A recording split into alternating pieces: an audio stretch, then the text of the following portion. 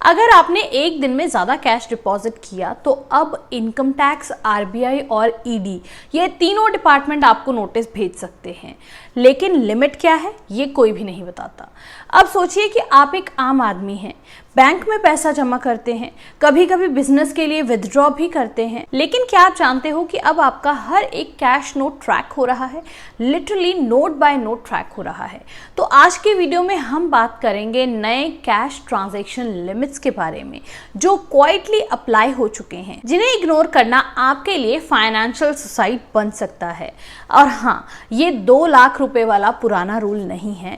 अब क्या हुआ है यहाँ पर, आरबीआई, इनकम टैक्स और ईडी ये तीनों ही सेम डेटाबेस शेयर कर रहे हैं, जिस वजह से अगर आपने एक भी गलत कैश डिपॉजिट किया तो ये तीनों ही डिपार्टमेंट्स अलर्ट हो जाएंगे। ऐसे में आपको बहुत ही ज्यादा ध्यान रखने की जरूरत है, क्योंकि अगर घर में ज्यादा कैश रखा तो अब मम्मी नहीं डांटेगी बल्कि सरकार नोटिस भेजेगी।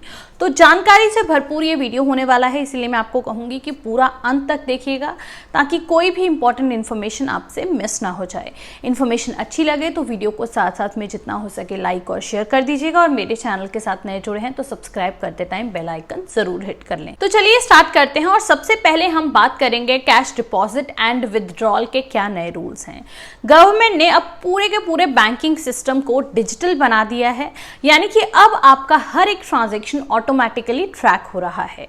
एक दिन में अगर आपने 10 लाख रुपए से ज्यादा कैश डिपॉजिट या विथड्रॉ किया तो आपका जो बैंक है ये इनकम टैक्स डिपार्टमेंट को एक रिपोर्ट भेजेगा, जिसे बोला जाता है स्टेटमेंट ऑफ फाइनेंशियल ट्रांजैक्शन, यानी कि SFT। अगर आप एक साल में 20 लाख रुपए से ज्यादा कैश डिपॉजिट कराते हो तो उसके लिए पैन कार्ड मैंडेटरी हो जाता है। बिना पैन के आपका ट्रांजैक्शन एक्सेप्ट नहीं किया जाएगा। सेविंग अकाउंट और करंट अकाउंट की रिपोर्टिंग लिमिट्स अलग अलग हैं, लेकिन अगर कोई भी पैटर्न सस्पिशियस लगे, जैसे कि अगर फ्रीक्वेंटली 9.5 लाख रुपीस डिपॉजिट या विथड्रॉ हो रहे हैं, तो सिस्टम ऑटोमेटिकली उसे अलर्ट भेज देता है और AI बेस्ड सिस्टम में उसे रेड फ्लैग मॉनिटरिंग में डाल दिया जाता है। तो याद रखिएगा, डिपॉजिट लिमिट एक दिन की 10 लाख रुपए की है और पूरे साल की है 20 लाख रुपए की, और विथड्रॉल लिमिट एक दिन की है 10 लाख रुपए की। और अगर आप हाई वैल्यू ट्रांजैक्शंस करते हो तो वहां पर पैन कार्ड मैंडेटरी हो जाता है। लेकिन दिक्कत यहां पर ही खत्म नहीं होती है। अब आपने किसी से गिफ्ट लिया या किसी को गिफ्ट दिया, वो ट्रांजैक्शंस भी अब रडार में हैं। तो इसके ऊपर बात कर लेना भी उतना ही ज्यादा इंपॉर्टेंट हो जाता है कि जो कैश गिफ्ट्स या फिर पर्सनल ट्रांसफर्स हैं उसके बारे में क्या नए रूल्स हैं, क्योंकि ज्यादातर लोग यही सोच लेते हैं कि ये तो फैमिली के बीच ही गिफ्ट दिया गया है, इसमें क्या दिक्कत हो सकती है। लेकिन इनकम टैक्स डिपार्टमेंट के लिए कैश कैश है, फिर चाहे वो आपके रिलेटिव से हो या फिर दोस्त से ही क्यों ना हो। तो यहाँ पर अगर आपके नॉन रिलेटिव से आपको 50,000 रुपए से ज्यादा का गिफ्ट मिलता है, फिर चाहे वो कैश के माध्यम से हो या चेक के माध्यम से हो, उसको इनकम फ्रॉम अदर सोर्सेज में कंसिडर किया जाता है, और ये जो पैसा होता है ये टैक्सेबल होता है, यानी कि इसके ऊपर आपको अपने टैक्स स्लैब के हिसाब से टैक्स देना पड़ेगा। रिलेटिव से मिलने वाले गिफ्ट पर एग्जम्पशन है, यानी कि आपके पेरेंट्स, स्पाउस, सिबलिंग या फिर चिल्ड्रन से। लेकिन यहाँ पर अगर कोई दूर का रिश्तेदार आपको कोई भी गिफ्ट देता है और ये अमाउंट 50,000 रुपए क्रॉस कर जाती है, तो ऐसे केस में आपको इनकम टैक्स की तरफ से नोटिस आ सकता है। आगे बात कर लेते हैं शादी के गिफ्ट्स की। तो यहाँ पर अभी एक्सेप्शन है, कोई भी लिमिट यहाँ पर लागू नहीं किया गया है, लेकिन इसमें भी अगर आपने 5 लाख रुपए से ज्यादा का कैश गिफ्ट क्लेम किया तो उसके लिए आपको प्रूफ देना जरूरी होगा। आपको ये बताना पड़ेगा कि आपको ये गिफ्ट किसने दिया है, कौन से ओकेजन पर दिया है और क्यों दिया है। पहले क्या होता था कि अगर शादी ब्याह में आपके अंकल ने आपको कैश गिफ्ट किया तो आप उन्हें थैंक यू बोल देते थे, लेकिन अब इनकम टैक्स डिपार्टमेंट बोल रहा है कि बेटा प्रूफ दिखाओ। आगे बात कर लेते हैं बिजनेस और प्रॉपर्टी के रिलेटेड क्या नए रूल्स आए हैं, क्योंकि यहीं पर सबसे ज्यादा लोग गलती करते हैं, स्पेशली स्मॉल बिजनेसेस के केस में।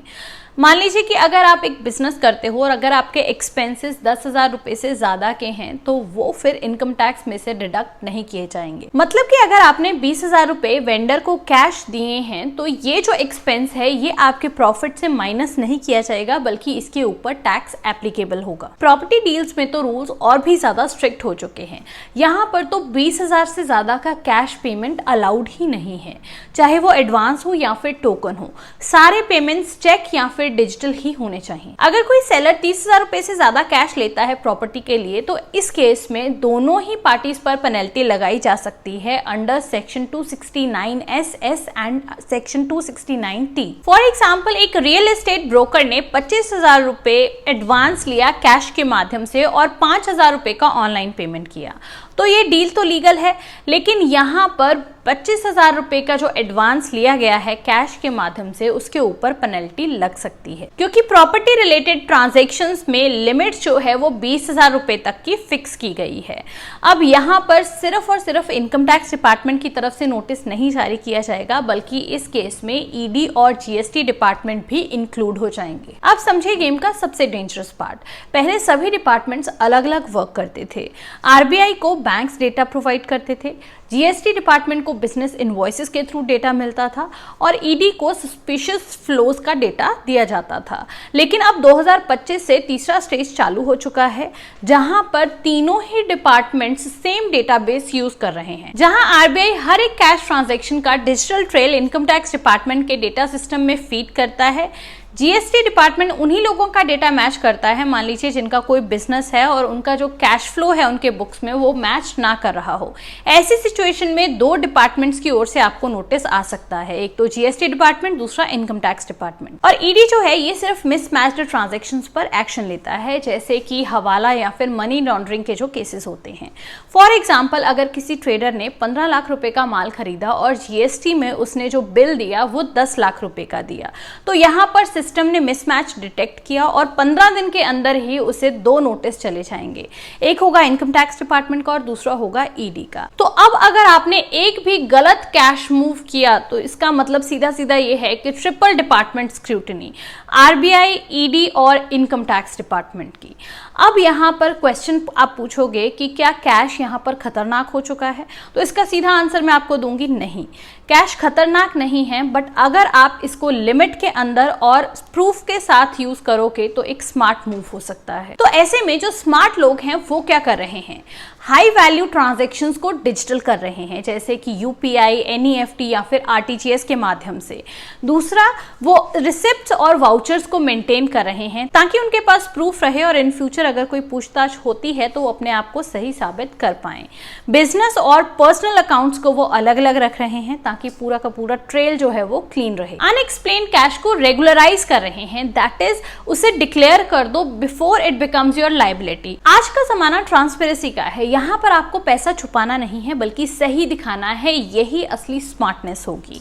तो पैसा छुपाने का जमाना गया, अब यहाँ पर आपको क्या करना है, बहुत ही स्मार्टली, बहुत ही अच्छे से अपने एक्सपेंसेस को, अपने फाइनेंसेस को मैनेज करना है। तो कैश ट्रांजैक्शन से रिलेटेड जो भी नए रूल्स थे उनकी सारी की सारी जानकारी यहाँ तक मैं आपको दे चुकी हूँ। उम्मीद करती हूँ कि ये इन्फॉर्मेशन आपको काम आएगी और ये बहुत ही वीडियो इन्फॉर्मेटिव लगा होगा। अगर ऐसा है तो जितना ज़्यादा हो सके लाइक और शेयर कर दीजिएगा और ऐसे ही आगे भी मोटिवेट करते रहें ताकि ऐसा अच्छा कंटेंट हम आपके लिए लेकर आते रहें।